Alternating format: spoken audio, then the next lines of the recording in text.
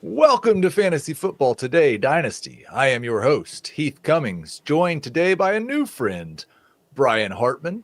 We are going to talk today about the best of the best. We spend so much time on the rookies, so much time on the end of the roster. Just every once in a while, you got to take a moment, stop.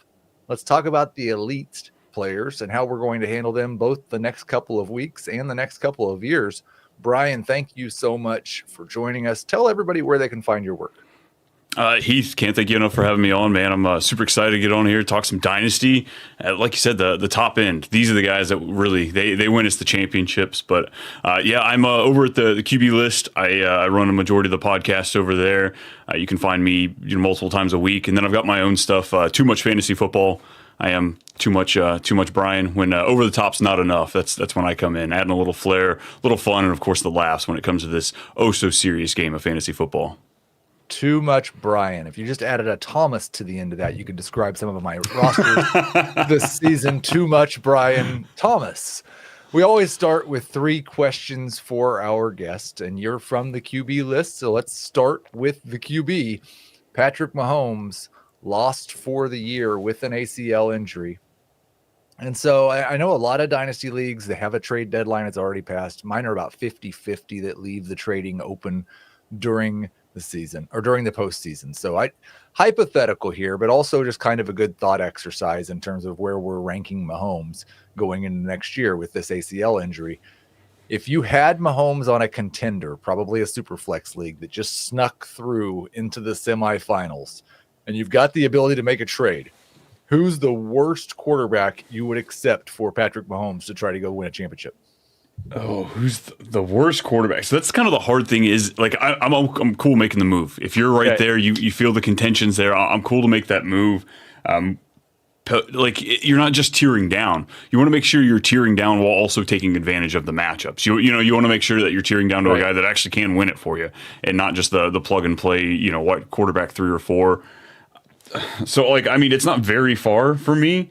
But like I said, I want to have it locked up. I want to make sure this move is good. So Brock Purdy feels about the range that I want to step down to.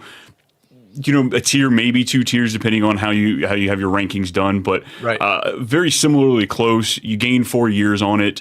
He just re-signed the contract, and I think you might be able to get something on top. I believe last week or 2 weeks ago, y'all were talking about kind of the 2026 versus 2027 first round picks, and maybe just with it being 2 years out, hey, I'll give you a Patty in a second for Brock Purdy and a 2027 first. Giving you that hopeful to maybe get that top 5 quarterback, for the future to replace Patty, while also getting you a decent floor. Brock Purdy does give us a nice rushing floor as far as the quarterbacks go.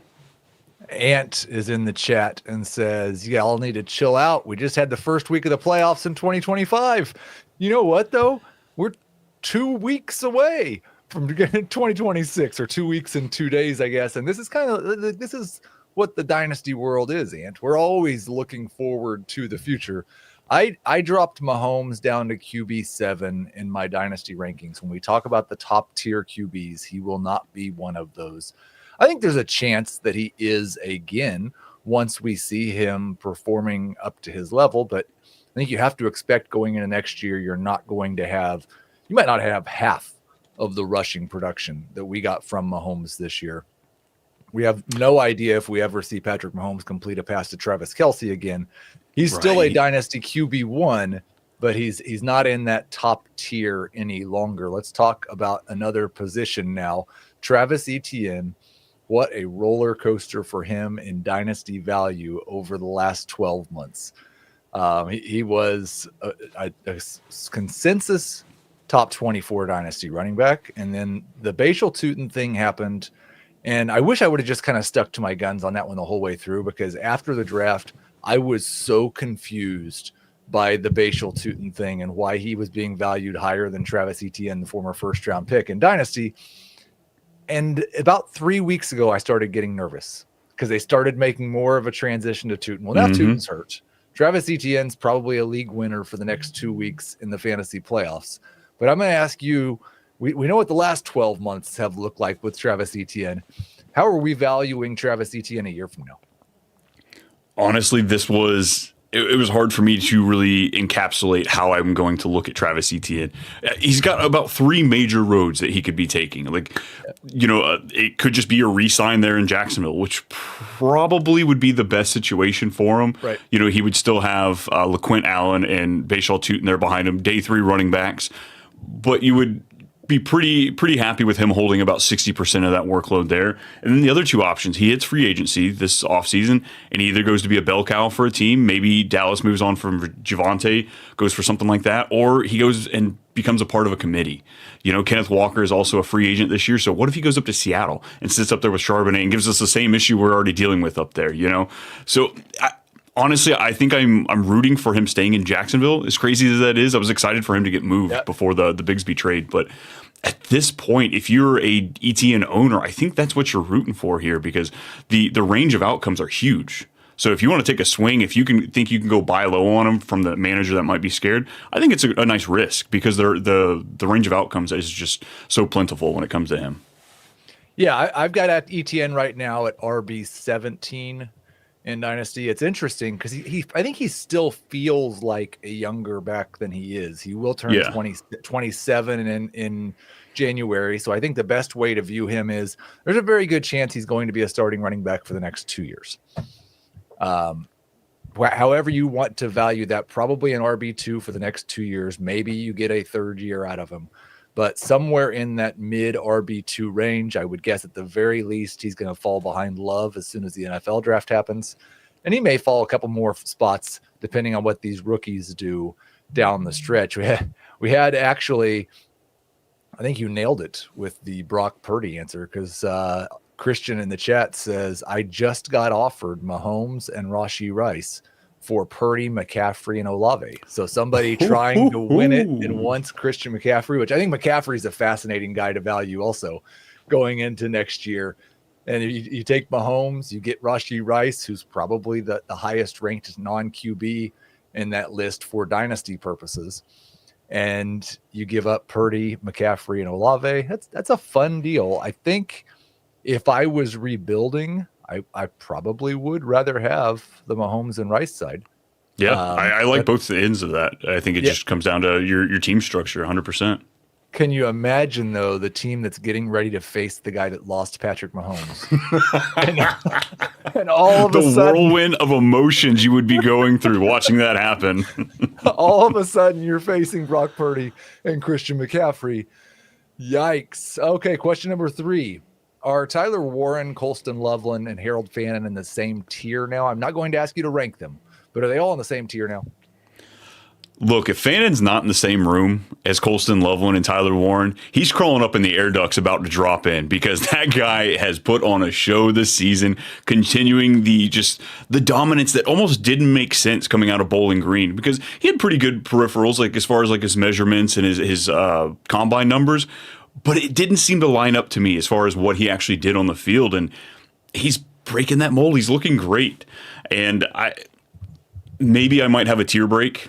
And if anything, I think he might be in a tier of his own. Maybe put him and Tucker Kraft in a very similar tier if you have them just below those guys. But I think it's close. Draft capital does make me a little bit more, and it's the Browns. Like, folks, if you're going to be betting a dynasty, you have to take the franchises into consideration. So, Colston, Loveland, and Warren I do like a lot. But, Fannin's definitely in the conversation for me. We will talk about tight end tiers after the second break.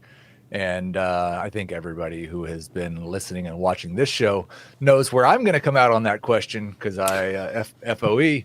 But let's take our first break. We'll get into my tier 1 QBs after this. You can't count on accurate expiration dates. That is a rookie mistake. Or the kindness of strangers.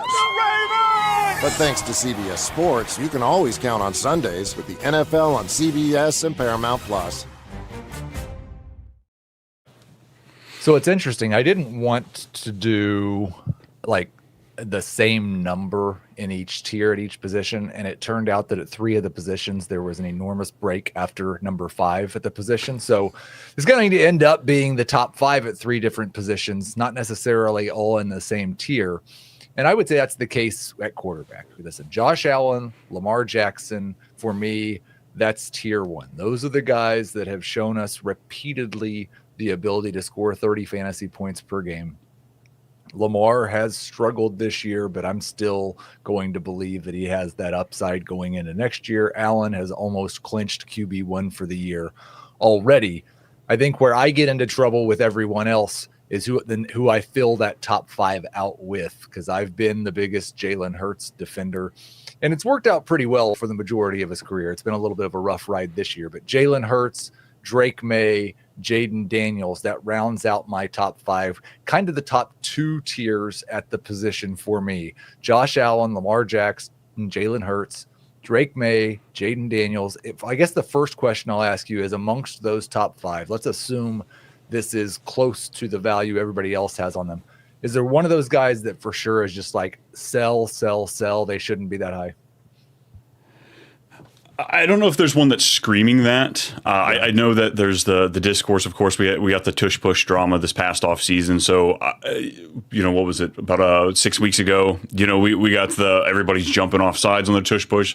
So there's a good population, I feel like, of people that think it's going to go away after this offseason. They're going to vote on it again. Maybe it goes away. So Jalen Hurts, I can see that argument. Maybe you tear him down just a little bit. I don't know. I feel like I'm sit on the fence when it comes to Jalen Hurts. I can appreciate the haters for what they have to say, but also, like, he's still getting it done for us in fantasy. So, like, why am I picking it apart? So I think if anything, maybe he sits on that sell. Philadelphia, do they have some big change coming this offseason? Does A.J. Brown possibly get moved after all the drama that we've gone through there? Just how does that team develop? We know how he loves to, mix and match when it comes to that roster. But I think it would just be Jalen Hurts for me if I had to, like, nitpick one and pull one out. But I think he belongs in this tier. I like the top 5 that you have here with these guys. I think the other name that some people are questioning is Jaden Daniels, because there were people that were predicting a year 2 decline for him. That's their fault, though, right? Yeah. And then there also were people when Daniels came into the league, and Dan Schneider was one, and I think for this year at least, I don't think he's been right for the right reasons, but what he said is true, is that a quarterback his size, in terms of weight, that runs as much as he does, was terrifying to him. And I think Daniels has done a better job in the NFL protecting himself than he did in college, for sure. But do we have any concerns about Jaden Daniels, or do you just expect him to show up next year 100% healthy and be a top 5 QB? That's kind of where I'm looking at him at this point. There was I believe, an overcorrection in kind of the way we're looking at it. It's hard not to say, but yeah, we had a great rookie year. We got uber excited, can't wait for year 2, and we didn't put in like a safety jacket. There was no parachute there in case things went wrong. We drafted him super high, injuries happen. The team was kind of like, it's an old team. A lot of that I felt like should have been expected, the way they traded away their best running back. Now we're talking about getting hyped for a 7th round running back.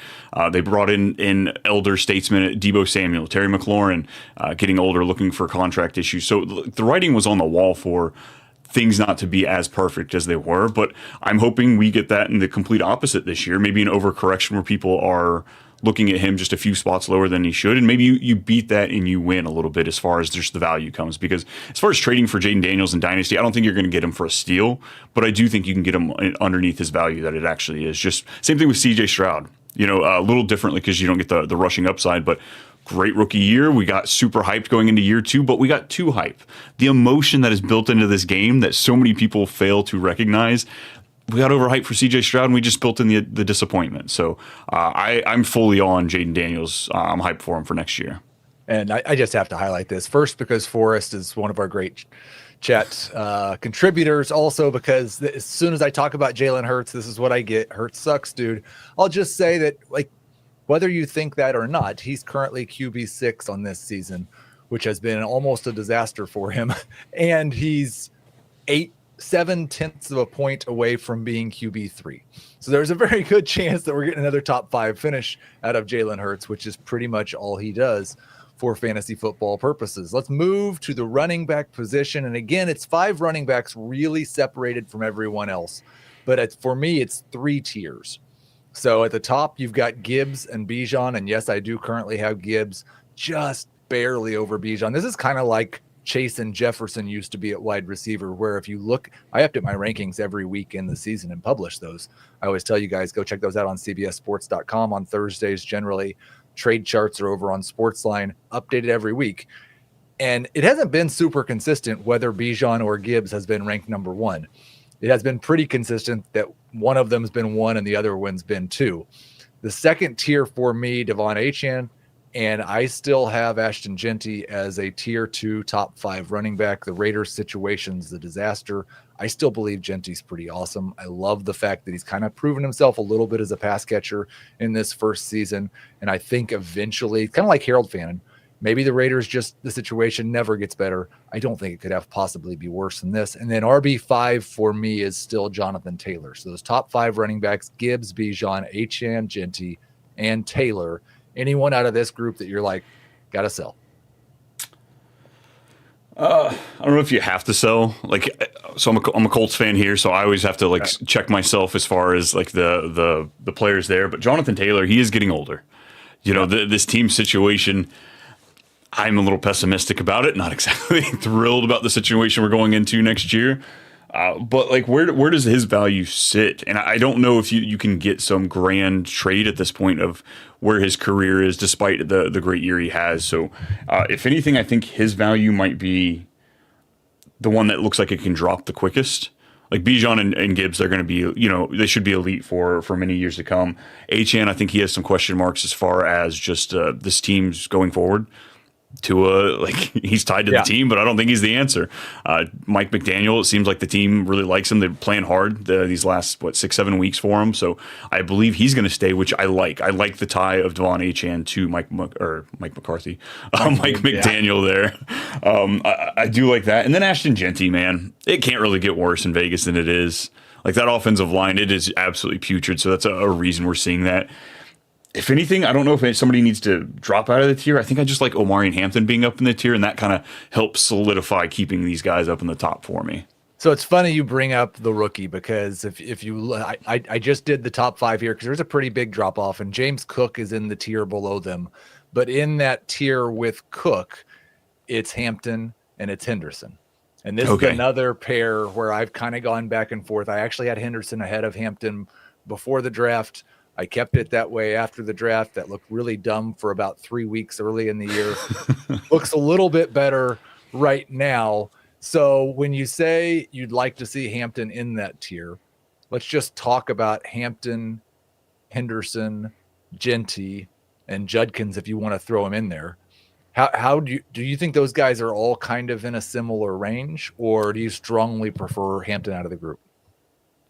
I think they're all about in the same range for a lot of the reasons that I think Hampton got a lot of buzz, with just Greg Roman, that offense, this and that. We're also seeing a bit of a transition. We're seeing that this old dog can learn some new tricks. They've got Herbert running quite a bit. We have 4 pass catchers right now. Even if Keenan Allen leaves, Trey Harris is going to pop into that role. So I don't know how dominant Hampton can be game in and game out, because I think Herbert can steal a little bit of that with his rushing floor. I think you can see games where there's just 4 passing touchdowns and Hampton just doesn't get enough work. So I think that he will fall outside of that elite category for me, just with the role he'll play. And it's very similar. I think you've got a caveat with each one of those. Genty has the poor team he's working through.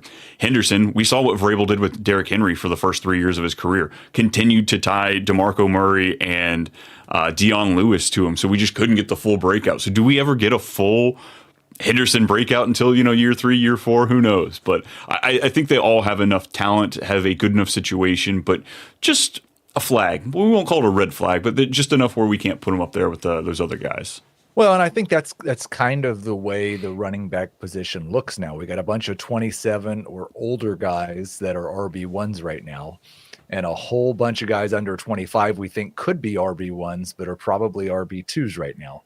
And so it's a really interesting time at this position. The off season's going to definitely influence that a little bit. Let's move to the wide receiver position, though, because I think this one, I don't know if it's where we get the most disagreement, but I think it's where you have the most potentially other guys who should be included. So again, I have a big drop off after number 5. I've got a big drop off after number 2. The top 2 for me, Jamar Chase and JSN, Jackson Smith and Jigba. It used to always be Jamar Chase and Justin Jefferson. I don't think I need to explain to anyone who has Justin Jefferson on a roster why he's not in that top 2 right now, but it's Chase and Jefferson, and I don't actually have Jefferson in the next tier either.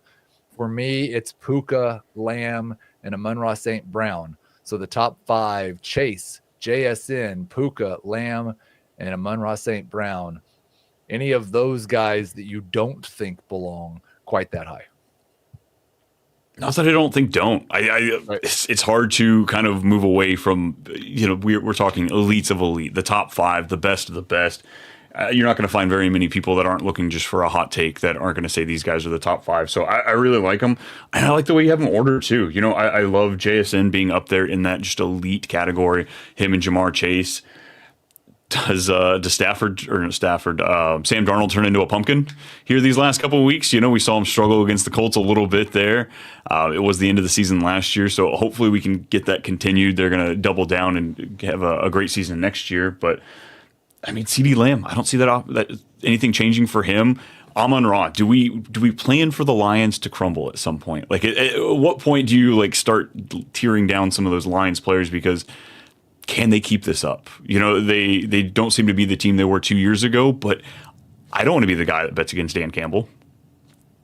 No, I was the guy that was against Dan Campbell going into this season. And I felt a little bit vindicated that he took over the play calling, because then I was like, okay, see, the offensive coordinator wasn't quite the same as Ben Johnson. But since he took over the play calling, it's been pretty fantastic for at least 3 of these guys. So, yeah, I think I hate to say it because I've got him number 2 and I've got him in the very top tier, but I was a little suspicious the first month of the season that the way Seattle was functioning as an offense is not actually sustainable over a long period of time. Like, you have one wide receiver and you're throwing in the ball 40% of the time, and eventually you can't run the ball. Teams are going to figure something out. They haven't, but JSN hasn't been quite as good since week 7, and I can pull up those numbers. Do you have any concern that what they've done this year, it just doesn't look like this next year because it's so outlandish? Yeah, 100%. I'm on the board there. Even neutral game scripts, even when they're the few times they're down, they still want to run the ball. They still want to be run first. Clint Kubiak came in there. That was a big talk of this offseason about the motion he's going to bring, the pre-snap motion, and. Yeah, I think this is tailor-made built for JSN to have this perfect season. Nobody else they're really contending for other passes. The running game it works, but it's not. The way that Walker just wasn't busting out any big touchdowns. We weren't seeing I think Charbonnet's got 8 touchdowns on the season, but we're not seeing that heavy shift to that direction. So as this offensive line improves, as they continue to want to run the ball more, JSN hasn't been heavy in the touchdown department. Not to a dominant force level that you would hope to see in there. So I do think that we can have a completely different offense in a way he wins. But watching the talent this year, it's hard to bet against him not still being able to find a way to be a top 3, top 5 guy winning, just in a different setting. Christian says actually in the chat that he would be most worried about CD. I think historical performance-wise, that's hard to justify, but the fact that George Pickens has more yards than him, and of course he played more games, but is averaging more fantasy points per game than him, I think 2 weeks ago that really had some people nervous. Mm-hmm. George Pickens, I don't know. I don't want to say that this is just entirely a his attitude thing over the last couple of weeks, but hearing the way on Sunday Night Football they said that Dak on 2 weeks ago looked into Pickens' eyes and just said, okay, he's not here today, and started throwing the ball to CeeDee Lamb every play. So I guess for one thing, do you have any concern if Pickens stays in Dallas that Lamb doesn't have the same upside he's shown us the last couple of years? And then 2, how high should we be on Pickens with what we've seen the last couple of weeks? Pickens is just it's an insanely volatile situation you have there. As far as CD, I'm content whether George Pickens stays or goes when it comes to CD. I still think the volume is going to be there. He is the better overall wide receiver, and the focus is there. He's locked in with Dak. This defense, maybe it gets a little better next year, but I'm hoping they're still going to be, giving up some points and putting the Cowboys in scoring situations. So I don't really have too many concerns for CD. Still young, in the prime of his career. He's got a handful more of prime years. But George Pickens, it's such an anomaly situation because, it almost feels like 2 weeks ago, the rumors of, the Cowboys are probably going to end up franchise tagging him, no extension, this, and that. So is that what it is? Does he realize, I have nothing more to play for because I'm getting tagged, so I don't have to worry about, what, we just trying to get into the mind of George Pickens may not be a safe thing to do, but just trying to understand more of what is going on. Is this going to be a career thing just for him where he could just disappear? And I think that's where, talent-wise, I'd love to say he's a top 5 wide receiver, top 8, somewhere in there. But just with those question marks, you've got to tear him down significantly, I feel like. Well, and I there's the old saying, the best ability is availability. And George Pickens' availability problem is not a physical one. It seems to maybe sometimes be in some other areas that he's just not there. I actually have, and I think it's kind of hilarious, but I've got a trio of wide receivers ranked back to back right now on Dynasty: Pickens, Marvin Harrison Jr., and Brian Thomas Jr. And it's just like 3 guys who I would not be surprised if they are top 5 wide receivers, and 3 guys who might fall outside of my top 20 at some point in the next year. Just absolute wild cards. But there are a couple of guys ahead of them that I think some people would make an argument for in those top 2 tiers. Nico Collins, Malik Neighbors, Drake London. Which of those is your favorite, and do they belong? Oh, I should have said Justin Jefferson also. So those 4. Jefferson, man. Afterthought already. I actually have Jefferson ranked just ahead of those guys. So it's at 6. So it's 6, 7, 8, 9. Jefferson, Nico, Neighbors, and London. Do one or more of those guys actually belong to be in this elite tier? So out of that group, excluding Justin Jefferson, he would be 6 for me, just outside of that. Talent's there, situation's just not. I think my favorite out of the Neighbors, Nico and London, my favorite is absolutely Drake London. I fall in love with I love the big wide receivers, growing up when I did, getting to see more of that, I absolutely drooling over the big fellas like that. But I think Malik Neighbors, I think there's a really good conversation he needs to be in there. And the reason I have him ranked over London right now is the situation. Right now, we know what the quarterback situation is there for the Giants. We know it's an ascending team. They've got, for the most part, the running back figured out. They've got a stud wide receiver, offensive line. Hopefully, we can make some improvements there. But he has Jackson Dart. He is locked in with that. Where's Drake London? Who knows? We have Michael Penix now, another torn ACL. We had questions before that even happened, whether or not he's going to be the guy. So the Falcons are going to have to do something to address, make sure they have a competent quarterback back there, just not knowing when Penix is going to be ready. And those question marks are the killer. Those question marks on guys like Drake London, guys like Chris Olave, guys like Garrett Wilson, elite talent. At any point, if you told me they were a top 5 Dynasty wide receiver, I'd believe you. I'm completely there. I'm with you. But because of the situation, it kind of puts those question marks there. So I think Malik Neighbors would be the guy. Nico Collins, fine enough. Maybe it's just the age that turns me off a little bit. The later breakout. And the Texans, just offensive line's abysmal. Nobody's getting me excited about that. I'm glad somebody said this in the chat, because I left a name out that my audience has told me I was too low on for at least the last year. And on a per game basis so far this year, I think they've probably looked right. The Rashee Rice neglect is unconscionable. I probably said that wrong too.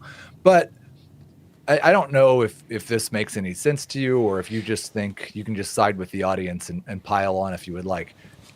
I've been nervous about Rice for a long time this year in terms of as a top 12 Dynasty wide receiver, just because we've never seen really an elite wide receiver do it the way he's doing it. And when you have guys like that, I get worried that A, the role's going to change a little bit, and then they won't be quite as elite, or B, and we've seen it the last couple of weeks, he's taking some enormous shots because teams are just sitting on those short kind of garbage routes Not that the way he runs them are garbage, but you know what I mean. Yeah, I got The extremely low ADOT, high touchdown production. I think he's at 18 fantasy points per game, so it's worked this year. Do you have any concerns about the sustainability of the Rashee Rice role? Yes and no, I guess. Yeah. The worst answer you can possibly give there. Like, I have him ranked in my top 12.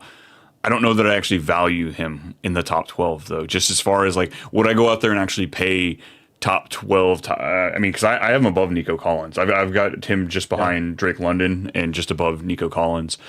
So I like him there. I think the possibility there, he gets a Patrick Mahomes bump because why not? But, yeah, like you said, a lot of these issues with his development as a route runner, as being an elite separator, a great wide receiver, we have some of those questions. And Andy Reid is just so good that he kind of blocks out some of that because they make it work. Now, Travis Kelce leaving, they feast on the same side of the field. So maybe that helps us out and gives us a couple more years of sustainability. But I do worry for the long term, I guess, how long, can he continue to develop his craft so he can kind of offset these issues as, age starts weighing into, the things that really makes him great. Yeah, I think, and when I say like the way he did it, I should probably be more specific. He's now 3 years and unfortunately only 28 games into his NFL career. His ADOT is 4.7. Yeah. Just absolutely insanely low for an elite number one wide receiver. And it's going to be really interesting because I would imagine with Gardner Minshew, he's going to stay afloat. I think Minshew threw 5 passes and every pass went to Kelce or Rice. I would expect more of that the last 3 weeks, but it was kind of a 2-game letdown before Mahomes got hurt. Now you're probably going to get something around 12 fantasy points per game for the rest of the season. And we're going to go into next year with Patrick Mahomes coming off the ACL, LCL repair. And so it will definitely be one of the more interesting guys to value. I think top 12 makes sense. I can't get him into that elite tier. And I think people think with his production in these limited sample sizes over 3 years and his age that he should be just outside of that for me. Let's take our second break. When we come back, we'll get into the tight end tiers. It's Harold Fannin time. We'll be back right after this. This is European soccer's biggest stage. Written in the stars! What a difference she has made! The question is, can you handle it? The crowd here feels electric. Stream every match of the UEFA Women's Champions League on Paramount+. We are back. It's time for tight end, and it's the one position where I had the break after number 6 instead of number 5. So we'll talk about the top 6 tight ends, which once again is comprised of 2 different tiers. The top tier, I think everybody probably agrees on the names. I'm not sure everybody agrees with me on the order after what we've seen this year. Brock Bowers and Trey McBride are my top 2 tight ends. Tier 2, Tyler Warren, Colston Loveland, of course for me, Harold Fannin, and Sam Laporta.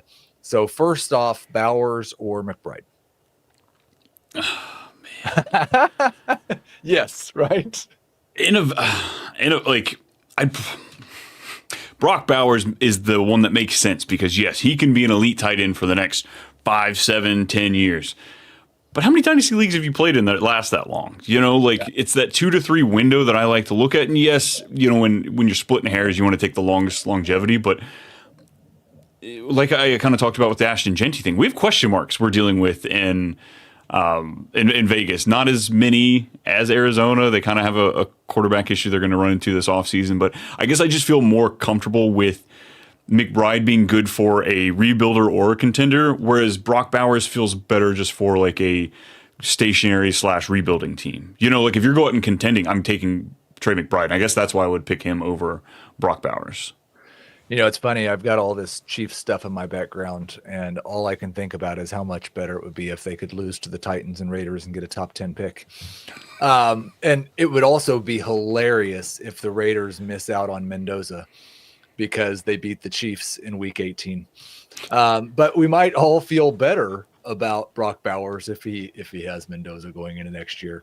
I just can't imagine the situation could be much worse. It's kind of like what we said about Genty.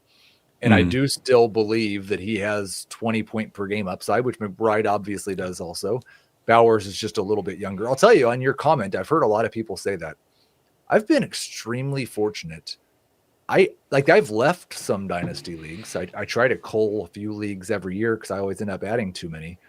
But I don't know that I can think of the last time I had a dynasty league like go defunct. Oh, really? Mine seem to stick around. We have to replace people sometimes, and I have to leave leagues sometimes. But for the most part, I've been very fortunate that my dynasty leagues at least do seem to last that long. Let's talk though about this tier two group. So you already kind of discussed having Warren and Loveland, maybe a tier ahead of Fannin, but Fannin's very, very close. I have Laporta in this tier. You mentioned Tucker Kraft. Would you rather have Kraft than Laporta? Yes. I've got Laporta at 9. Okay. In my rankings. And it's not for any shade necessarily to Laporta. Some of this is, as we talked about, is like the downfall of the Lions. Like coming into this year, I didn't think they'd be top 3. I thought it'd be top 10, but like pulling them back just a little bit here. And at best, isn't Sam Laporta just like, he's the 4th best option as far as a pass catcher on that team. And I think it's the opportunity there. Tucker Kraft, he might be the number 1 option. We saw him there. Jordan Love doesn't like to play favorites, clearly, as he just likes to spread the ball around evenly. But I think that's one of the biggest points for me is Sam Laporta is playing with superstars on his team. Yeah, I think that is a good point. I don't know. I haven't even investigated at all the Lions salary cap situation or what the likelihood is that Amon-Ra, Gibbs, Williams, and Laporta are together for the next 3 years. But it's certainly a possibility and something to factor in right now. Kraft's profile has kind of got a little bit of he's awesome, no questions. It's a little bit of, first off, yeah, he's the best probably pass catcher on the team, but nobody gets more than 5 targets a game anyways. And then like how much longer can he continue to average 9 yards of yak per catch? It's unbelievable. Yeah, it's the biggest issue there is you've got some of those anomalies, but at the same time you look at LaFleur's passing offense and I'm like, well, that's kind of all you're giving us. So, it's don't fix what's not broke, I guess, is the situation I kind of look at with him. Right. Speaking of Loveland and Warren, I've seen a few, like there was quite a debate, and I'm sure you remember before the draft about Loveland versus Warren. And then I think a lot of people came out with Loveland over Warren because Loveland went to Ben Johnson. And then the first month of the season, it was like Tyler Warren's inevitable. And Colston Loveland's taking a redshirt year. And most people had Warren ahead of Loveland. Now, the last couple of weeks, I've seen some people showing up on Twitter with, here we go, Colston Loveland's finally playing, and he's better than Tyler Warren. Which one of those two guys would you rather have? Oh, boy, this is hard. It means you can say coin flip, too. It is a coin flip. Just situationally, it's a huge coin flip. And I think a lot of it has to do with just the Colts and their quarterback situation with the injury to Daniel Jones. It puts a lot more. Otherwise, I'd take Tyler Warren a lot more comfortably. I guess not a lot comfortable. I'd have him up there comfortably. Because my issue with Loveland coming into the season was just, we've got a top 10 wide receiver they took the prior year. They took Burden there early in the second round. DJ Moore is also there tied to the Bears with a lot of money. You've got Cole Kmet, who's good for 4 to 6 touchdowns a year, just going in there just to screw up whatever fantasy hopes you had. You've got DeAndre Swift back there. He can catch some passes as well. So and they want to run the ball. So all of those things kind of encapsulated. Loveland just was too high of a price. You're having to take him there. I think he was going like 12th-ish round in redraft. But Warren's got a similar situation. Now, theirs is evolving a lot more. I think Warren looks more as the number 1 for his team, whereas Loveland would be a part of the number 1 collective there. Whereas like Michael Pittman, they can move on here from pretty soon. Josh Downs, they've got to pay next year. Alec Pierce, they could let walk. So they have a lot of shells, a lot of moving pieces there with Indianapolis. As far as the talent, I think it's pretty similar. Different style tight ends. They both do a couple of different things differently, but I think you're splitting hairs when it comes to the two of these. We're gonna go bonus question here because you brought up the Colts a couple of times, and Daniel Jones was a guy that we were all too low on coming into this year. Now he's got the injury that he's going to have to work back from. We don't know when he will be ready to play football again. We don't know whose team he will be on next year. Is your expectation that Daniel Jones gets a long-term deal with the Colts? I don't think he gets a long-term deal. I could see them giving him like a 2-year deal, giving him that like the rehab first year so they can kind of figure it out, and then that maybe a 2027 money to bring him back in to see if he'll be the guy, because I really don't know what we're going to get out of him next year. Do we get him the second half? And even with that, a lot of what we like about Daniel Jones is his mobility. So when you cut that down for fantasy, it turns me off quite a bit. Anthony Richardson, I don't even get me on that saga. So I guess I don't see him doing a long tier. I don't see him doing more than like a 2-year deal, whether it's with us or somebody else. We may get an Anthony Richardson Week 18 start. What a combination. If I had told you before the year that you're going to get Daniel Jones, Riley Leonard, Anthony Richardson, and Phillip Rivers starting games for your Colts, and you're going to be crushed when Daniel Jones goes down because he's been so awesome. I came into the season pessimistic too. I was like, look, I was excited for Daniel Jones in fantasy. I was like, look, he's going to give us a month or two of good games, this and that, or, decent-ish. But I wasn't going to buy into it. I wasn't going to sit the T. I wasn't. And then all of a sudden we traded for Sauce Gardner, 2 first-round picks. We're looking good. Tom Brady's got us in their number 1 team in his power rankings that week. I was so pumped. And then it just fell off the cliff. You're already almost tilting, so we'll just fully tilt you with one more comment from the chat. Christian says Anthony Richardson probably the day 1 starter, talking about 2026. Do you agree with that? Probably. We've got so much money that they have to tie up elsewhere. Like, it would be smart, like I said, get the cheaper deal for Daniel Jones to bring him back, let Anthony Richardson, because they still need to see what they have. I would hate to see him walk away and go Sam Darnold, Baker Mayfield somewhere else, could you imagine if Kevin O'Connell or Sean McVay gets his hand on Anthony Richardson and fixes whatever's broken? That would crush me as a fan. Yeah. I've still got Anthony Richardson in a couple IR slots on a few dynasty teams. It's actually going to be kind of troubling if I have to find a spot for him on the roster before the end of this year. So maybe let's just let Phillip Rivers finish out the year so I can hold Anthony Richardson till the start of next year. Brian, awesome stuff. Really appreciate you joining us. Tell everybody one more time where they can find you. If you're looking for me, most everything's run through my Twitter. It's at @toomuch_Brian. My podcasts, all my articles. I do like 1, maybe 2 a week. I'm the talker, not the writer around here. But yeah, over on the QB list, we have a lot of fun over there. I'm doing a show 3-4 times a week there. I've got my own show, Too Much Fantasy Football. And folks, as Dynasty content rolls out, the fantasy football season ends, you're looking for just a little segue from the football. I've got Too Much Movie Night where we do movie drafts and movie reviews over there as well. But it's all too much with me. Awesome stuff. You're gonna have to get Dan Schneider on your movie podcast. He and Adam Azer have some of the worst movie takes you've ever heard in your life. You could just have like a bad take show. It'd be fantastic. I'm the guy who never remembers any movie quotes, so definitely don't ask me to do that. Thank you to Debo for making everything work. Thank you to everybody who was active in the chat. Just a little programming reminder. We will talk to you next Tuesday for week 17. And then we'll have a 2-week hiatus before we come back in January, kicking off 2026 Dynasty rankings. And we'll go through the state of each position. We're getting ready to move into an awesome time of year in Dynasty. But first, let's go win some championships. We'll talk to you next Tuesday.